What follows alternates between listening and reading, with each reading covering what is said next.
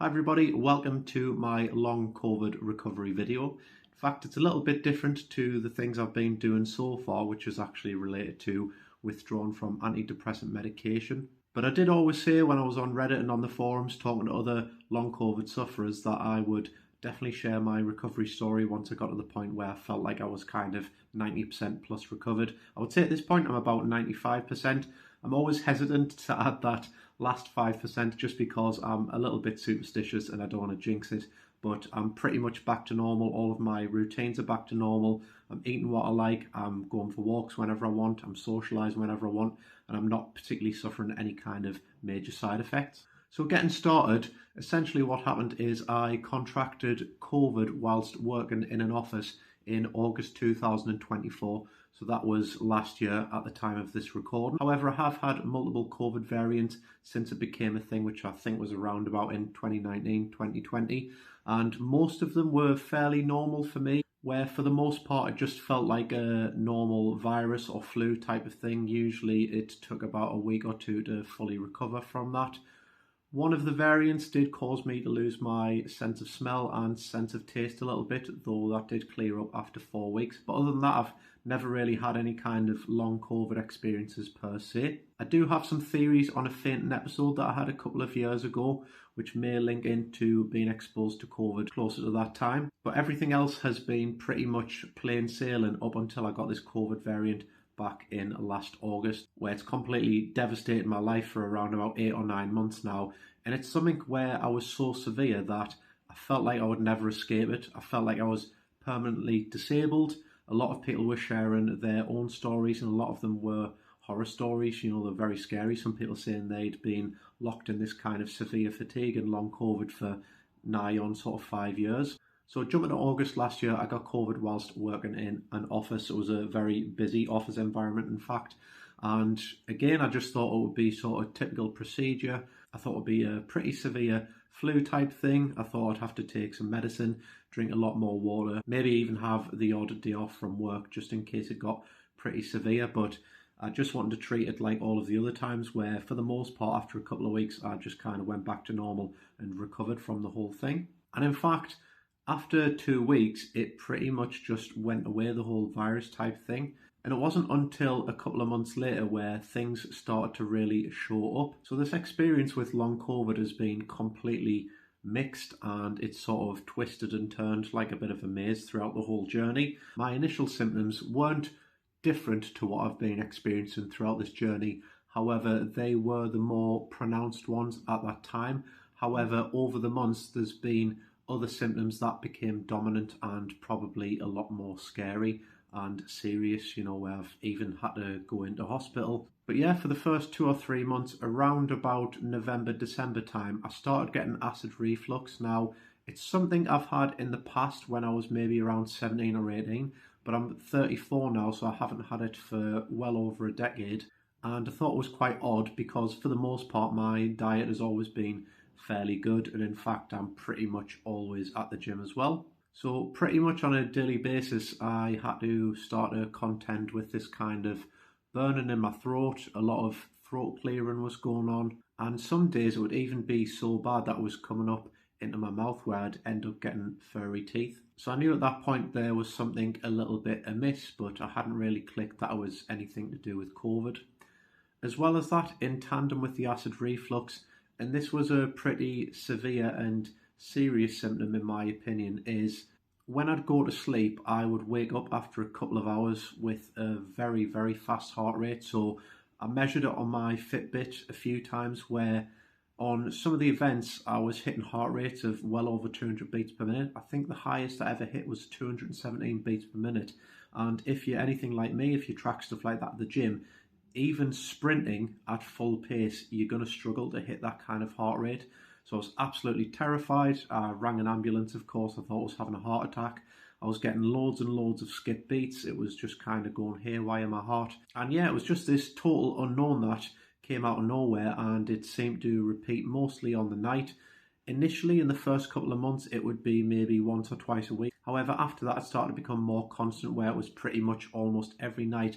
I can almost guarantee that I was going to hit us around about 1 or 2 hours into my sleep, where I'd suddenly wake up out of nowhere, which again is totally unusual for me. I've always been a pretty good sleeper where I'll just sleep through the night. But yeah, it was pretty much 2 hours into my sleep, I would wake up, I'd be wondering why I'm awake, and then suddenly I'd get this gradual increase of my heart rate rising, and then it'd just go absolutely bananas to around about 200 beats per minute.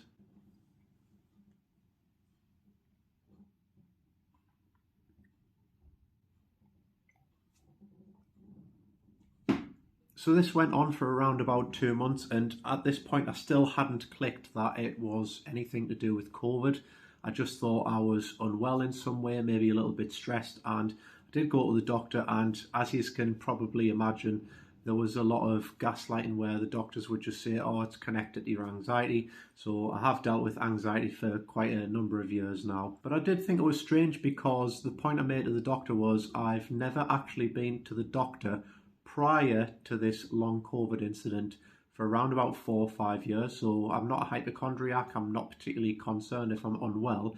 So it's just a bit strange that there was suddenly this anxiety event coming out of the blue. So yeah, when I was having these rapid heart rate events, I of course would call the ambulance because I didn't know what was going on. I can't just sit there with a heart rate of over 200 beats per minute for no reason. The ambulance crew came out and they do the usual checks, which is your blood sugar. They also do your blood pressure, and they also take bloods when you go into the A&E, which is the emergency room that we call A&E in the UK. And on pretty much all of those tests, all of the results were normal for the most part. The only thing that I did notice on one of the times where they took my blood was my blood sugar levels were around about, I think, 13.5. I'm not quite sure what they measure it against with diabetes and blood sugar and things like that, but I believe that's either pre-diabetic or diabetic levels of blood sugar, which was strange because, again, I don't have diabetes. So I was definitely starting to think that there was some sort of dysregulation there or something not quite right. But it was frustrating because this wouldn't always replicate. Sometimes my blood sugars would be completely fine. In fact, I'd say like 80% of the times they were completely fine. So I didn't really have a lot to go on. I did start to go down a little bit of a Reddit rabbit hole, so to speak, in that I wasn't really getting any answers from the doctors. And there was a couple of things that I ended up latching onto before the idea of long COVID. I can't quite remember what they were, but they were similar in some ways. I think what I'd initially pinned it down to was the severe acid reflux was coming up and irritating the vagus nerve. And if you know anything about the vagus nerve, it can stimulate your heart rate. So I just assumed that my heart rate was going completely bananas just because I was having severe acid reflux. But it still didn't seem to be yielding any solution. So I was taking an antacid, but that didn't really have any effect. I did end up going back to the A&E for a third time, and they did eventually give us a PPI, which is a proton pump inhibitor. It basically suppresses the acid production in your stomach, and that did actually work to stop the acid reflux, which was nice for some relief, you know, because I'd been suffering for a couple of months with that, and it was really, really frustrating, and it was very hard to get any sleep, get any kind of rest, and even just to focus throughout the day with that kind of burning in your throat.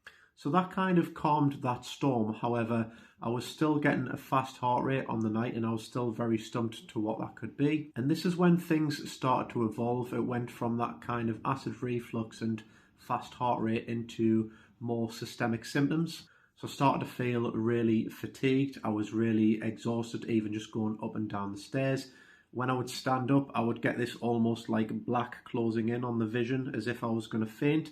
I've only fainted once ever in my life, so I did find it a little bit unusual that I'd keep getting that every time I stood up. I also noticed that my heart rate would climb very fast when I stood up as well, so again, that was a little bit unusual. I know when you stand up, your heart rate does adjust slightly anyway, but it was quite quick and quite severe. I also started to notice that I was reacting to food. I couldn't quite tell at first because I've never been an allergic individual in terms of any specific food types. I've always pretty much ate exactly what I've wanted. So again, because this was quite subtle at first, I just kept eating as normal. But then as the kind of weeks progressed, I started to notice a pattern. I don't know how I clicked, but I noticed there was a pattern when eating certain types of foods.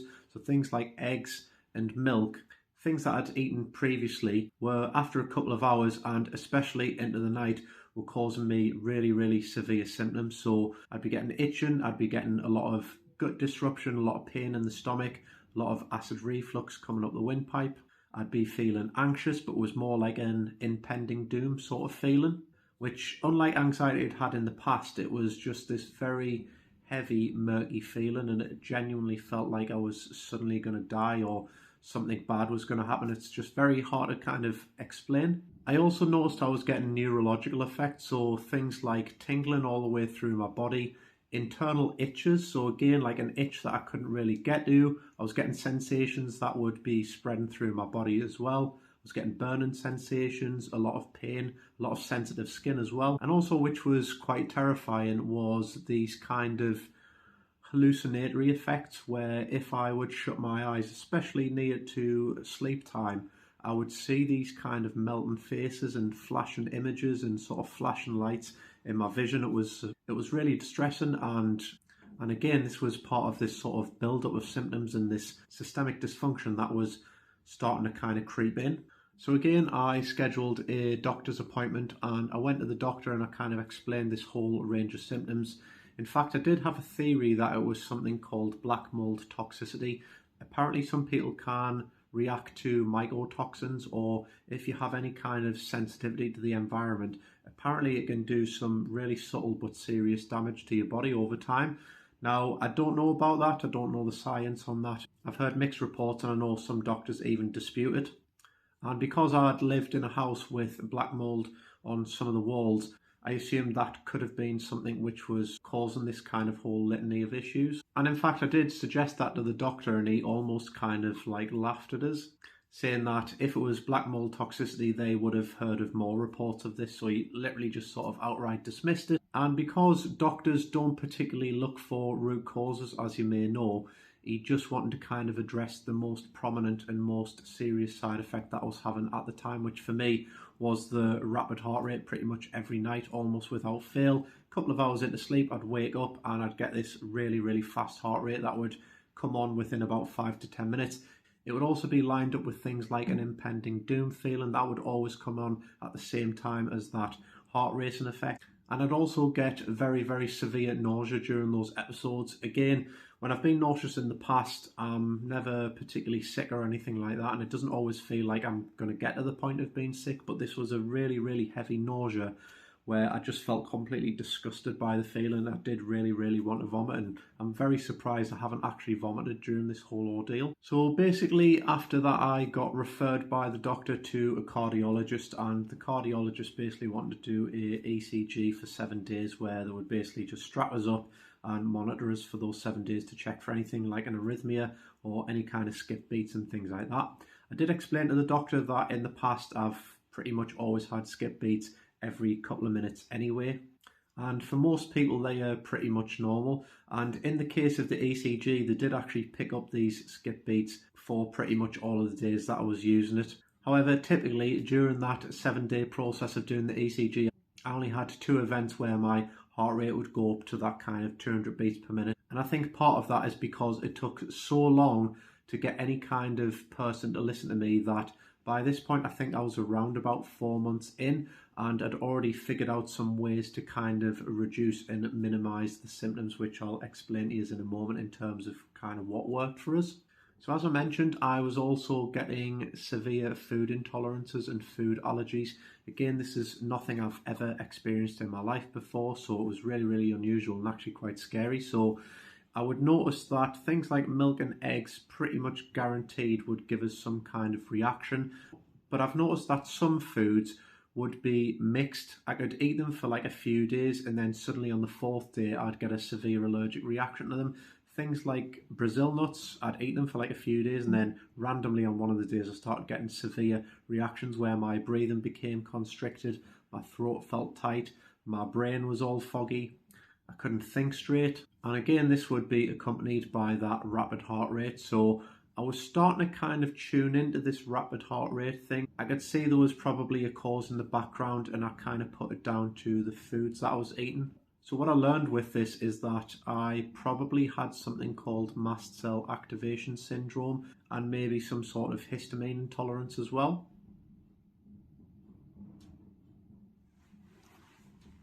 By the way, I just had to take a brief intermission there just because, as you can see, I've got a really, really swollen and itchy eye. But fear not, it's not the mast cell activation, it's not histamine intolerance, that's all gone now, as you'll be very, very happy to know. You may even be wondering how it's gone, especially if you've read any of the horror stories online where apparently it just never goes and it's this lifelong thing. No, it definitely isn't. But yeah, that's just a cat allergy. I was petting my little Felix earlier, and yeah, I've touched my face and it's all went crazy. But yeah, let's get back to it. I also just wanted to add as well, I think around about the 3 or 4 month mark, I started to get not breathing issues in the sense of I couldn't breathe or it felt like it was constricted, but this very weird air hunger. So I had completely unhampered breathing. It was fine, it was clear, but it didn't feel like I was oxygenating my blood properly when breathing in. It felt very unsatisfied and it just wasn't hitting the spot. And it's such a hard feeling to describe, but it was just absolutely horrendous. Just constantly for hours and hours and days feeling like you can't get a satisfying breath and that you're running on a sort of empty tank of sorts. I mean, the list of symptoms is so long that because I'm doing this video impromptu of sorts, it's very hard to recall over like 8-9 months the whole laundry list of symptoms that I had, which, gotta be honest, I just want to forget them. That's probably why my recollection of things isn't that good. I mean, even things like the brain fog as well, a lot of those days and weeks were so severe where I actually felt like I was a vegetable. There was some days where for like literally 3-4 hour periods, the brain fog would be so severe that it felt like I was just literally in that foggy moment and that my brain couldn't like flex outside of that in any way. Which again, if you're like sort of hypervigilant like me, you're very sort of tuned into stuff, you're quite adept at critical thinking, or so I think I am. It's very odd being robbed of that. I also almost forgot, but when I would get these kind of flare-ups of symptoms where I'd get the rapid heart rate and stuff like that, I genuinely had terrible word finding and short-term memory. So when I'd be speaking to the nurses or the doctors in A&E, when I'd be having those events, I would stop multiple times mid-sentence, completely forgetting where I was and what my train of thought was, and would get so distressed at the fact that I was forgetting those things that I felt like upset. I felt really, really annoyed that I couldn't just get the point across that I was trying to make.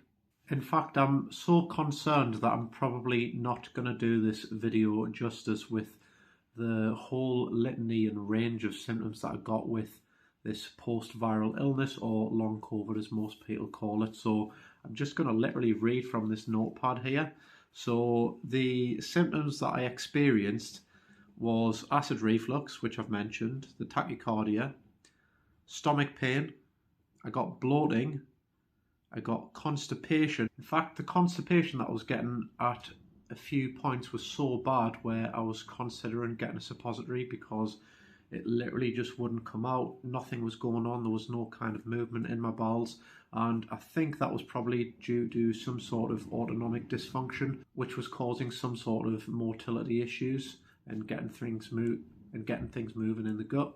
On the flip side, I also had a lot of diarrhea episodes. So especially when I'd get these tachycardia events. So really what I would call these symptoms were most of the time flare-ups of symptoms. So they would mostly come on at the same sort of time, these very acute and severe effects. That's not to say I wasn't getting symptoms around that. I was definitely getting the fatigue all through the day and things like that. But yeah, when I'd get these flare-ups, I would have a lot of issues, things like diarrhea, nausea, I'd get the itching, I'd get brain fog, I'd get memory issues. So a lot of these things would happen kind of in tandem with each other. I also had the new food intolerances. So again, no kind of rhyme or reason to it. It didn't really make sense either. Some days I'd be fine eating things, some days my body was just like, no, what the hell are you doing? And it would give us these whole range of issues, especially like the breathing issues. They were terrifying, really, really concerning. You know, you don't want to be able to not breathe. Obviously, I was getting the allergic reaction, so I kind of tie that in with food intolerances. But funnily enough, and this was probably quite early into the experience, maybe by the third or fourth month, I was getting actually very severe environmental sensitivity. So if I'd go outside, things like the pollen and sometimes smells, even like the smell of a burning barbecue, would set us off and it would put us in a crash, as some people know it, where I was severely fatigued, severely drained. I'd have breathing issues, I'd have mental health issues like stuff like brain fog, neurological issues, sensations, and this would last for like 3-4 days until eventually I kind of got out of that funk and had to sort of avoid things again.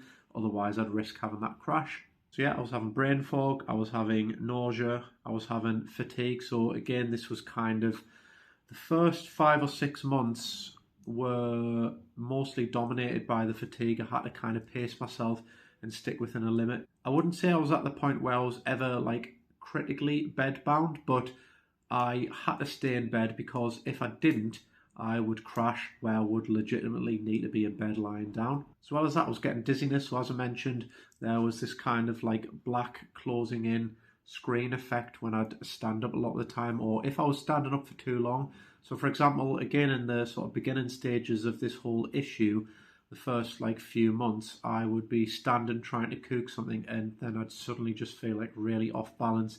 I could feel like the world's spinning and I knew I needed to sit down. So I was getting a lot of dizziness in that regard as well. Maybe you could consider that POTS or orthostatic intolerance, or when you're standing, you're getting like a lot of these issues. Like I say, I was getting like a fast heart rate when I'd stand up. It didn't last very long, but it was definitely very well pronounced. I was also getting those skip beats, as I mentioned. I was getting hives. So again, as you can probably see, I've like been itching and my eyes irritated and inflamed. I've always had like itchiness and allergies and things like that, but I've never had very severe raised hives like I got from this kind of post-viral issue. So again, I'm kind of tying it into the histamine issues and the mast cell activation. Things like that were really driving this process. I also had neurological sensations. So this was mainly like the first 2 or 3 months where I would feel very weird, concerning kind of electrical feelings through my body. And this would go all the way down my legs, through my chest, through my body. It would feel like I was burning sometimes. I'd have overly sensitive skin patches sometimes. And even those internal itches that I mentioned, where I would feel itchy inside my body, but I just couldn't get to the itch. So again, I'd have to sit there for like an hour or so having that feeling and it just wouldn't go. So yeah, post-exertional malaise, that's another common one and people do mention it a lot. So again, I had to kind of pace myself. In the first maybe 1 or 2 months, if I did anything more than like a 15-minute walk, I would have a very severe crash and I'd have to like rest for 2 or 3 days. I know that can be much worse in some people. So some people have something called chronic fatigue syndrome. I don't think I fall under that umbrella, but I definitely fell under the severe fatigue. But yeah, I know some people can be literally bedbound for like a year or two. So some people can have that really severe. So I am thankful that I could still have like a very short walk and even some days manage to go to the shop for groceries. But for the most part, the symptoms were so concerning that I would just avoid it. And of course, I didn't want to crash if I went over too much. So generally speaking, I was just sat in bed day in, day out. I mean, I had to quit work as well and also had to make many adjustments as well to the things I was doing. Also, I was getting air hunger. So like I explained earlier, just this very weird feeling of not being able to sort of feel oxygenated or energized by the air I was breathing. I could definitely breathe completely. One thing I did notice, and it's something very subtle and you have to be very intuitive if you feel it, is I was probably getting dysregulated breathing. So I'm quite sure my breathing patterns would sometimes, where I'd like halt my breathing and I wasn't aware of it for a little while, or I would have very deep breaths and then suddenly go to shallow breathing. So that may have contributed towards that in some ways. And I would probably put that down to autonomic dysfunction or something called dysautonomia, where your nervous system and your autonomic system can't coordinate properly because there's too much craziness going on from the COVID infection and the post-virality, and probably things like spike protein, which can apparently linger in the body for quite a lot of months. I was also getting eye floaters and visual disturbances. So again, in the first couple of months, I would notice like black shadows in my eye, sometimes on the sort of peripheral vision, and I would also get sometimes flashes of white light as well, which Again, I mean, I've had kind of the odd thing like that in the past, like maybe like once every couple of years, just out of nowhere, but this was just like constant. It was the first couple of months I would constantly be having like floaters and very weird sort of visual issues as well. And the last and probably the worst ever symptom I've ever had, and worse than the rapid heart rate, was a severe shortness of breath.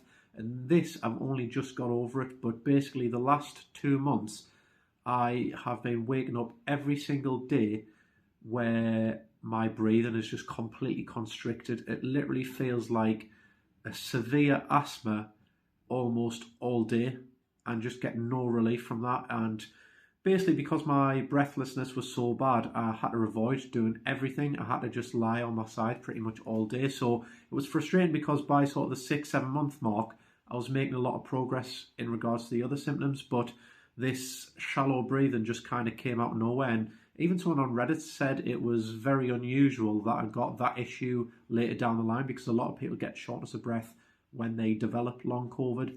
So yeah, for me, that's been a very horrendous ordeal, and I thought I would never get over that, but I have something which worked very well for that. And again, I never thought I would, because initially I tried it, I think maybe about the 4 or 5 month mark, for other things, and I reacted to it, but then it got so severe, this shortness of breath, that I just had to try something. So I got some advice from Reddit, and there's a supplement that I've been taking, which I'll tell you about in a moment, that has basically within 2 days, when I started taking it again, removed the shortness of breath. And I'm telling you, this was like the worst shortness of breath I've ever had.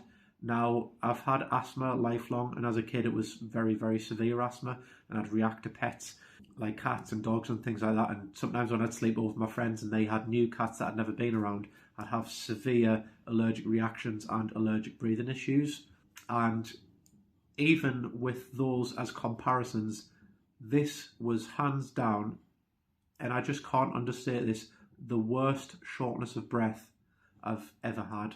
So yeah, that's pretty much the laundry list of symptoms, and I'm very, very certain I'm probably missing a few things there. And that's probably why it's so hard to get a diagnosis, in that you just come out of nowhere to these doctors and you're like, oh yeah, I've got like this, like 20 or 30 symptoms, and they're just like, what the hell? Like, are you crazy or something? So, I don't blame the doctors, but I think it's very frustrating when you know yourself you've been sitting for like 2-3 months without an answer. So you've had so much time to do research, and you've basically pinned down what the issue is. So I just want to re-summarize all of that, because that was probably a bit disjointed and kind of everywhere, but that's honestly because of how complicated this whole long COVID issue has been. So essentially what happened is I got exposed to COVID in August 2024. That was like 2 weeks of a pretty severe flu virus type thing, which I'd experienced before. Everything kind of faded after that point, and I thought I was recovered. And then 2 months in, I started getting very weird, severe issues of acid reflux and tachycardia events. I'd been to A&E a few times. Every time I'd get that rapid heart rate, and no kind of diagnosis or anything was determined off the bat of that, although I did get PPIs which helped the acid reflux. So that was a couple of months of that, and then by sort of months 3 to 7-ish, that's when I started getting a lot more of the systemic issues. So the post-exertional malaise, the fatigue, the having to pace myself to avoid crashes, the histamine issues, the food intolerances, mast cell activation type issues, things like the itching and stuff like that. And then from months 7 to 8 or 9, which is kind of where I'm at now, that's where I've basically had like 2 months of very severe shortness of breath. And then suddenly, like a switch, and I'll tell you in a moment what I used, my breathing has completely went back to normal for the most part. Still notice I have slightly higher allergic intolerances, but for the most part it's pretty much all resolved. In fact, you'll be happy to know the mast cell activation stuff has went back to normal, or went back to baseline, so I can eat exactly what I want. I can have a coffee, I can have milk, I can have eggs, I can have breads, pretty much everything that I avoided for like the past 8 or 9 months. I just want to add as well that after sort of the first month or two, which was just kind of exploring exactly what was going on, I was doing a lot of digging into Reddit and things like that. Eventually I did come to the conclusion that it's long COVID after checking other things like black mold toxicity and stuff like that. But yeah, after the first couple of months or so, I couldn't really figure out how to treat myself in the case that it probably was long COVID. So what I'd always learned and understood was that fasting was the best way to reduce inflammation in the body and also possibly mitigate systemic dysfunction as well. So because I didn't know exactly how to target this properly, I just wanted to kind of blanket cover that and give my body the best possible chance to recover from what was going on. So essentially what I did, and this must have lasted for about 3 or 4 months, I was very, very good with this whole process, is I basically fasted for 20 hours a day, and I would have a 4-hour eating window. So in that 4-hour eating window is usually just one big meal, but sometimes I'd have a big meal and like a snack. It was basically completely healthy, clean food. And I just want to recommend, if you have histamine intolerance or mast cell activation, there's a list online which is called the SIGHI list. So as if you're sighing, SIGHI, so that's SIGHI. And if you Google that, SIGHI list, in fact, I'll just read this to you because it's not in my language. So I'm probably going to butcher this, but this is the website with the PDF on, and it's basically a food compatibility list, and it will rank things from 0 to 3 in terms of how likely they are to irritate you if you have histamine intolerance or mast cell activation. So it's very good if you're in the initial stages of this process, because you want to allow your body time to heal without reacting all the time. So I'll read it now to you. So it's mastzellaktivierung.info. So I don't know what language that is. It's apparently a Swiss group. So yeah, if you see a link like that, without me butchering it there, then that is hands down the best list for histamine intolerance and mast cell activation caused by long COVID. And it'll even tell you very granular details, things like what foods are histamine liberators.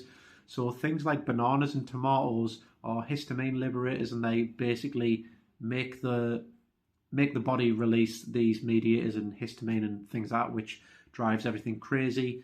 I'm pretty sure it was responsible for 80 to 90% of my symptoms, things like the brain fog, the tachycardia, the allergic reactions, a lot of the fatigue as well.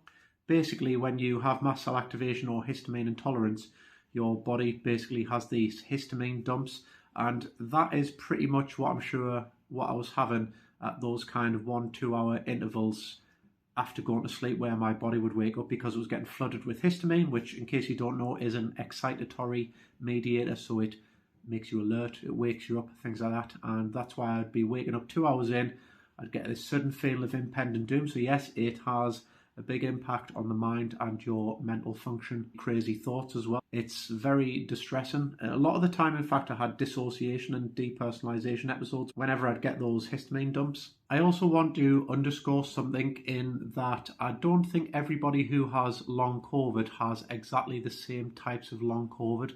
I do believe that there's different kind of umbrella versions of what people end up getting in relation to being exposed by the virus. So, in fact, you may know a little bit of history that other viruses in the past have caused things like this. They've caused chronic fatigue syndrome. They've probably caused things like histamine intolerance. And that's because viruses can switch on genes. They can disrupt the gut microbiome. They can cause leaky gut, which will mean that your gut barrier isn't working properly and you're not absorbing nutrition properly. It can also mean that food particles and proteins can get into your bloodstream, which can potentially cause an allergic reaction. So it may not always be driven by histamine and things like that. It could actually be caused by leaky gut. For me, I was definitely under the allergic type of umbrella of long COVID, which is mast cell activation, histamine intolerance. Yeah, I got some periphery fatigue, but it's not like what I've read in people who have MCAS or myalgic encephalitis or chronic fatigue syndrome. So you do get different categories of people with long COVID. So don't let anyone tell you that's not long COVID. There's many different variations in how this presents. And I think that is determined by your genetic predispositions. I mean, as you can see by my eye, I'm an allergic individual anyway. So I've probably had some latent genes or things that are there in the background that have just been ramped up. But the good news is, and I am living proof of this, is you will probably go back to baseline.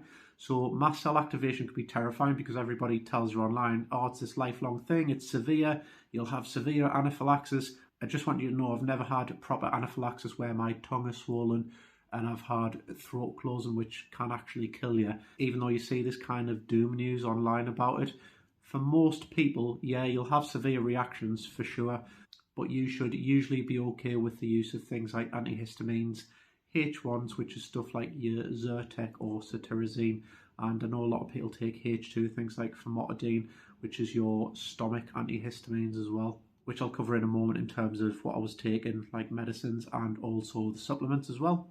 So yeah, let's get to the meaty part, which is how I recovered from long COVID or how I dealt with this process. So for the first couple of months, I was basically just like a fish out of water. I was terrified, I was anxious, I didn't know what was going on. I probably waited a little bit too long to go see the doctor just because I took the words of the doctors in the A&E and also the nurses that I was seeing that there was nothing kind of visible that they could see. They'd give us the PPI and I think that kind of reduced the acid reflux enough to the point where I felt like I could deal with all the other symptoms that I had at that time. So between months 1 to 2, I wasn't taking any kind of supplements or anything like that. I was at the time on antidepressants, which I'd been on for 4 years. I have actually withdrew from them, so you may want to watch my videos in case you are on antidepressants if you want to follow along with that journey, but that's not kind of really linked into this. And then between months 3 to 4, I basically took an approach of I need to reduce the whole body's inflammation and any kind of stress that's going within the body the best way I know how. So for this kind of months 3 to 4, this is where I started fasting. I was doing the 20 hours fasting and the 4 hours of an eating window with usually one big meal, and they were basically scored 0 on the histamine intolerance list. So these were things that I just wouldn't react to and most people won't react to. I just want to caveat that by saying with mast cell activation, even if something is 0 on the SIGHI list, you can still react to it, so people can still have individual intolerances. And that's because mast cell activation is idiopathic in a sense where there's no kind of pattern sometimes. So you may eat something for a few days and then suddenly your body doesn't like it. So always just take caution with that. But for the most part, that list is a good rule of thumb. So yeah, I was incorporating completely unprocessed food. So things like boiled potatoes. I was eating a lot of chicken thighs. I was having sweet potatoes. I was having broccoli. I was having carrots. And I was having some rice as well. I also just want to add that I was having a lot of fruit as well. So things like blueberries and apples in particular. The reason why that is because with fruit and veg, they have vitamin C in, which, in case you don't know, is a good vitamin for basically reducing histamine in the body. So it actually can clear the histamine abundance that's going through your blood and through your body. So that's a good way of just naturally mitigating some of those allergic reactions that you might be experiencing. But also with apples, and you do need to leave the skin on, so I'd recommend thoroughly washing them if you don't buy them organic. I'd probably still wash them anyway. Keep the skin on, and that's because it contains something called quercetin, which if you've been frequenting the long COVID Reddit, you'll know that quercetin is a natural anti-allergy. It's very, very powerful. For me, it worked in food form, so I was eating a lot of the apples pretty much on a daily basis. However, I did take it in the supplement form, and this was even a hypoallergenic supplement mix, and for some reason I was still reacting to that supplement mix. I just stuck with the apples with the peel on. That helped us enough. With the point that I was making with vitamin C as well, I did learn of that quickly that it can help with histamine in the blood, so I did add a hypoallergenic vitamin C as well. This naturally included magnesium as well, so it was magnesium ascorbate, so it's basically a type of magnesium and vitamin C compound which is very bioavailable as well, so it absorbs quite easily. I was also taking a H1 antihistamine, so you can get these over the counter if you're on disability or anything like that, or if you're in receipt of benefits.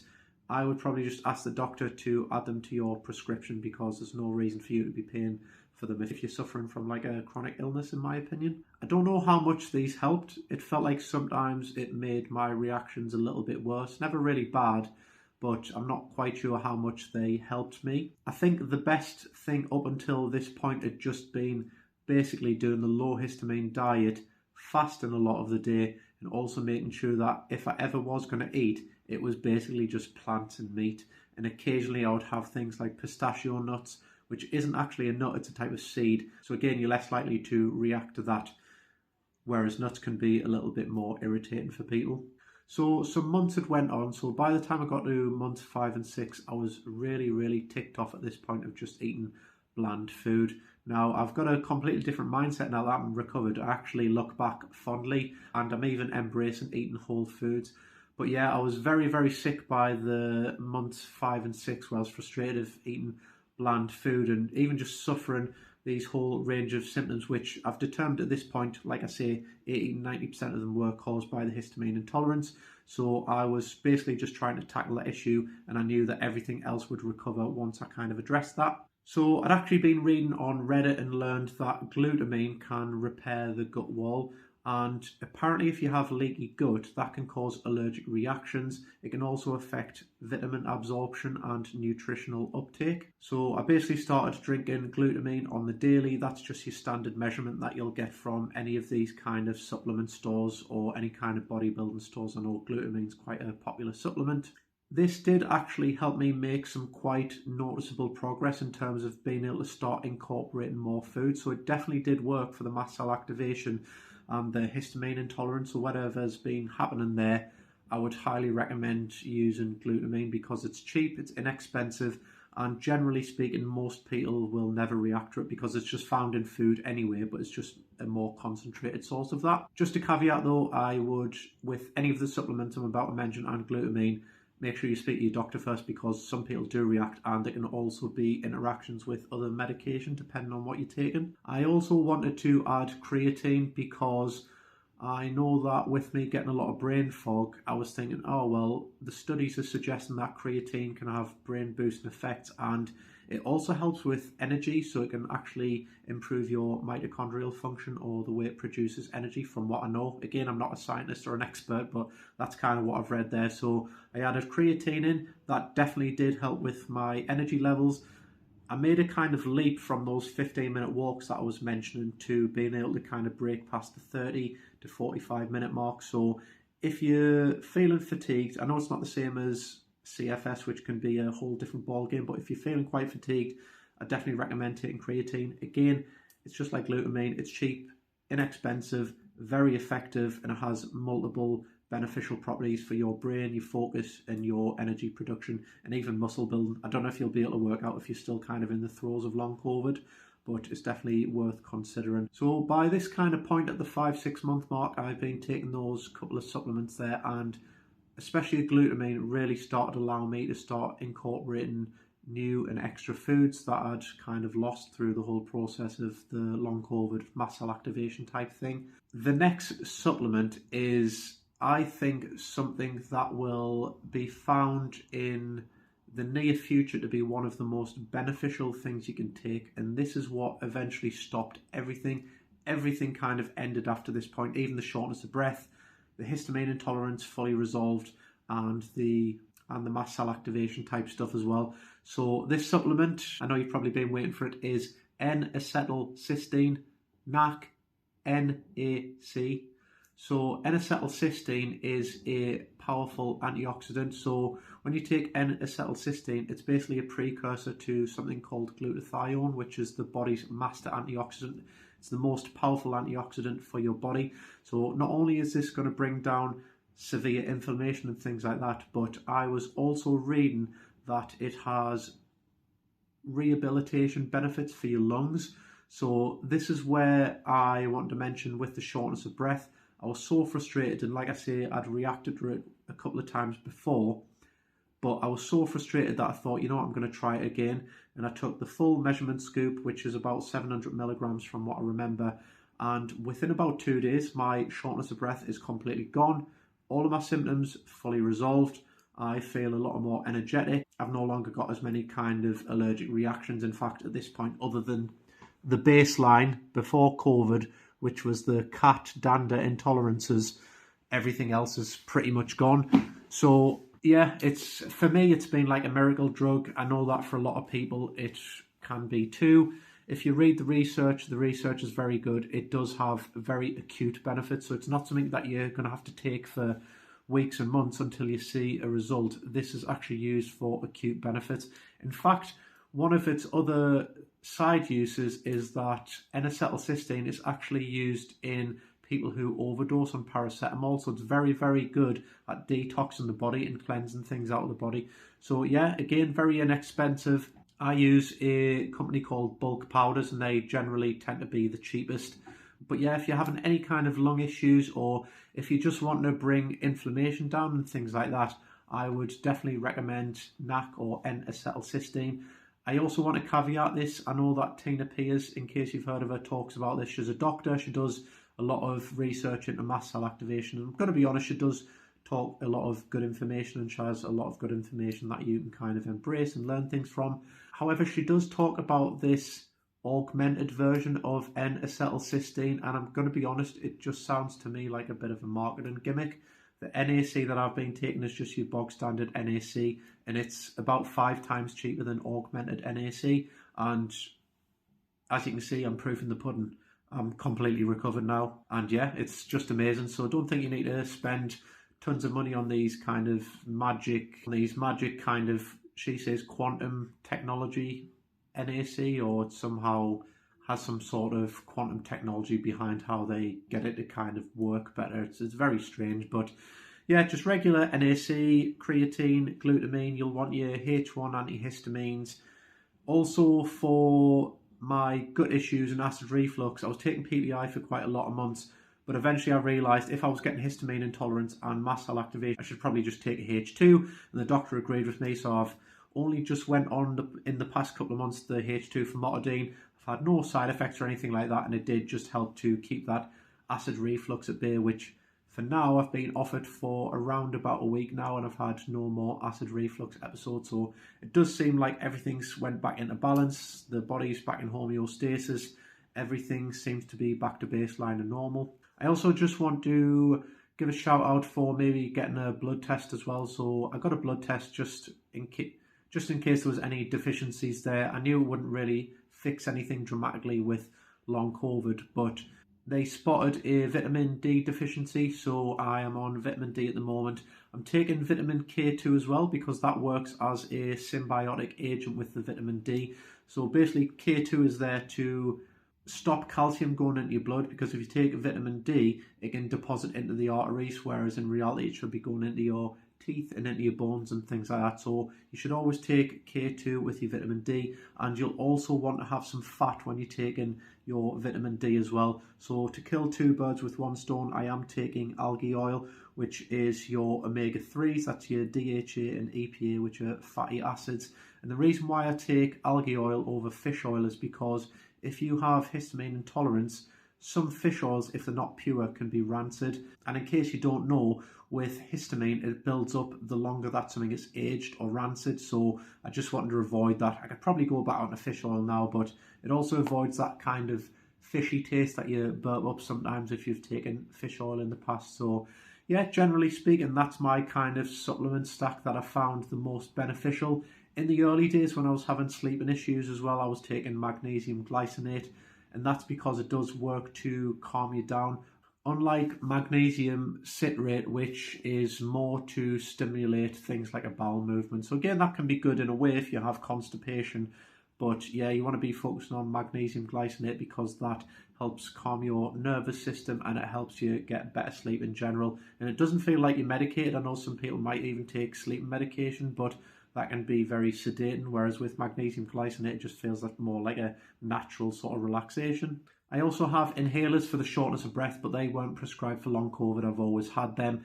At my worst with the shortness of breath, I was taking them like 6 or 7 times a day and they were having no effect. So I knew it wasn't the asthma. It was basically just the histamine intolerance that I had to address and the lung issue. So that's why I've been taking NAC and I'm basically back to baseline. In fact, some days I'm even just skipping taking the inhalers now because my lung capacity and lung issues have completely resolved.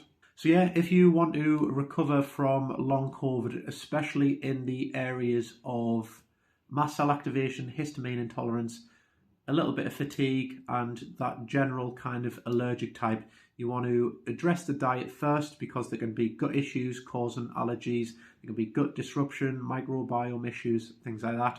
So you want to get that under control. You want to use the SIGHI list. You want to eat completely unprocessed foods for the most part. So you want to have steamed veg. You want to have fresh meats. Make sure it is fresh within a day or two, because again, if you eat meat that's been left in the fridge too long, even if it's only 3 or 4 days, then it starts to accumulate histamine, which means your reactions might be worse. So generally speaking, you want to eat meat within a day or two, so make sure it's fresh. The only issue with that is if you're fatigued, I know it is hard to go to the shop on a sort of daily or daily basis. Try to get somebody to go for you on the days where you're really bad. But if you can attempt it, then of course, do a little walk and get a shop in every day. So yeah, you want fresh meats, you want whole fruits, you want your veg. Things like blueberries and apples, like I say, they have anti-allergy benefits, and I'm sure if you do a little bit of research, there'll be a couple of other things that do as well.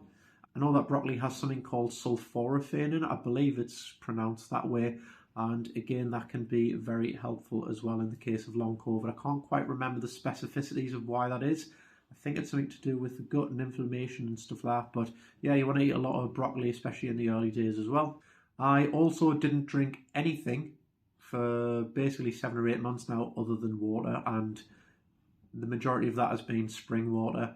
You can also get those filtration devices or gravity filters off Amazon, and you can just put your tap water in there and they will filter your water for you perfectly. So again, my theory and kind of mindset behind that is your body is dealing with so much. It's potentially dealing with a spike protein lingering in your body, and you've got severe inflammation. So you just don't want to interrupt that healing process at all by giving your body to deal with extra things. Just drink the water for now and give it a little bit of time, and then maybe you can start to incorporate things like ginger teas that will help settle your stomach. Again, check for individual intolerances. Then maybe move back onto things like tea. That contains L-theanine, so even though it has caffeine in, the L-theanine helps smooth out that process, and you'll not feel as rattled by the caffeine content in the tea, unlike coffee. I am back on coffee, by the way, so you'll be very hopeful to know that you can go back onto all these foods, provided you get this systemic dysfunction under control. And in terms of physical activity, again, this is going to be something you have to determine for yourself. What I would say is find your maximum and maybe reduce it by around about 20% and stick with that for a little bit, and then start to gradually increase that with doing like maybe an extra 30 seconds on your walk, maybe an extra minute or so, and just keep it kind of light and easy going, and make sure that you take some stops and some breaths throughout that process. I mean, for the longest time I was severely fatigued trying to go for walks. I'd have to stop literally every 5 minutes, and it's just crazy saying that now, saying it out loud, because I'm just back to normal. And you know, when you're in that, you just think you'll never escape it, but you will. You definitely will. The best mindset to have is, if you were completely fine before the long COVID, then why would it not be possible for you to get back to that? Something caused it, so something can obviously undo it. So don't listen to the stories online. You can definitely get back to where you need to be. I'm very confident of that. Not unless you're potentially elderly or you have some other severe illnesses, then I'm sure most people can get back to baseline where they were. So stay hopeful for sure. I do just want to add in as well, I did, and I know this is controversial, I did add in the brain retraining at a few points, and that was because I was so demoralized and so depressed throughout this whole process. And I thought, you know, is it possible? Can I just simply sort of think my way out of this? But what I learned from brain retraining is it's not about thinking your way out of it or thinking positively. It's more just about being in a state of acceptance. You're not resisting the bad feelings. You're basically just accepting that they're there and you're not fighting. And I think with that, it does genuinely calm the nervous system down. Whether it's responsible for my healing, I was doing it quite a lot in the last few months.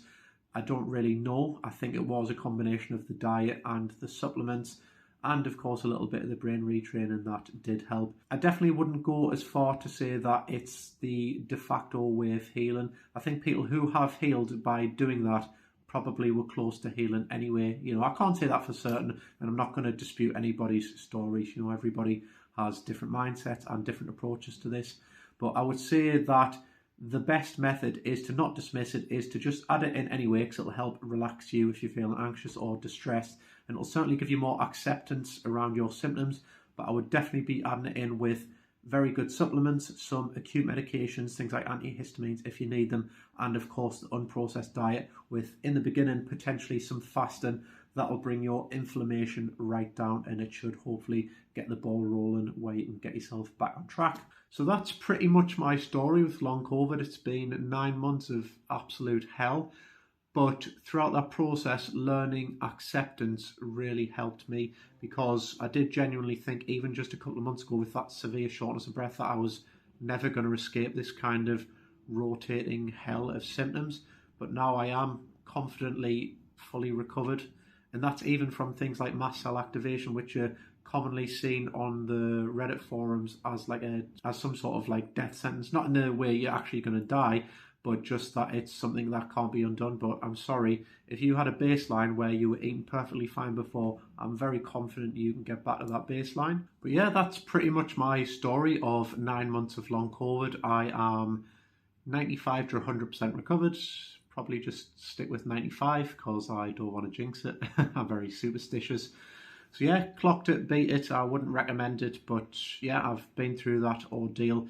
And in terms of my mindset, the one thing that I would say to stick with that throughout the whole process is you will beat it. It's just going to take time, a little bit of work, but you will beat it. And because I always had that hope in my mind, there was never a day, even when I was severely ill, where I thought, oh, there's no way out of this. There was always this kind of problem-solving mindset where I just thought, okay, I'm going to need to tweak a few things and experiment with a few things. And don't be afraid to experiment with things. I think if you have histamine intolerance and mast cell activation, it can put people off trying things because, of course, you can have reactions. But the best way to deal with that is just to try small amounts and kind of titrate it up, because then at least you'll know how you react those medications or supplements, and you never know, it may heal you. Like I say, for me, NAC was the key to unlocking this absolute recovery, and I'm basically back to normal now, like I say. But yeah, stay hopeful, guys. Have that problem-solving mindset, and if you've had a completely perfectly fine baseline before, you will get back to that. It could be 8-9 months like me, it could be up to a couple of years sometimes. I've definitely heard of longer stories. I know some people with chronic fatigue syndrome, they've had it pretty much since like 5 years, and you know, I really feel for those people. But I do think cures are coming, certainly for people with more severe cases like that. But for the allergic types, I'm sure this can be healed. I think a lot of it is just gut disruption. You've got to give that time to heal. You've got to be on unprocessed foods, low histamine diet temporarily. And then eventually, when you get to like the halfway mark, maybe try to start incorporating new foods and experimenting maybe once a week with new foods and see how you deal with them. You will probably have bad reactions. I did, but eventually I just kept trying them, and then I got to the process where eventually my body started to accept them. I do attribute that to glutamine with the gut healing properties and the NAC just bringing the inflammation down as well. But yeah, I feel like I'm sort of rambling at this point because I'm sure there'll be things that I've missed from this which I'll look back and think, oh, you know, I really wish I added a section for this and that. But in that case, if you have any questions or things you want to ask, just ask them below. I'm going to engage with everybody who asks us questions or comments on the video. And that's because I believe you guys can recover. In fact, I know you can recover. So just don't even stay hopeful. It will happen. Okay, you will recover, but just give it a little bit of time. When you're stressed and anxious and going through a bit of a bad day, sit there with some acceptance. Best way to look at it, I think, is it's neither good, it's neither bad. It's just an experience. It's happening. And then usually within a couple of hours, it will pass. So yeah, if you've enjoyed this video, please like, subscribe, of course. I would appreciate that, as it does help to promote this video, which will hopefully help people and get more information out there. That'll create a bit of a flywheel effect. And if you can comment down below, I would appreciate that. But yeah, just as a reminder, my name's Michael, and I'll be bringing a lot more videos to you guys like this, which will be about things like wellness, recovery, supplementation, and nutrition as well, as I know that can be a big benefit for people. So yeah, other than that, it's been an absolute pleasure. Thank you for sitting through this long video. I hope you have a blessed day.